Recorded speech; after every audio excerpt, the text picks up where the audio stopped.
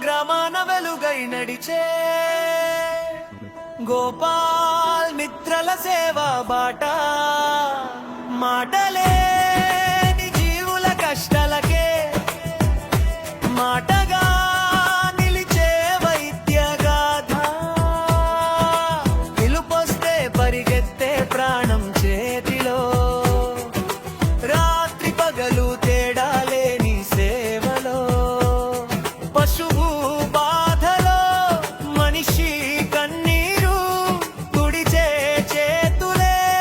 గోపాలు మిత్రలు గోపాల మిత్ర ప్రాణ మిత్ర పశువులకే కాదు రైతుకి మిత్ర నిశ్శబ్ద సేవకు నిలువెత్తు రూపం వెటర్నరీ డాక్టర్ తిమ్కు వందనం.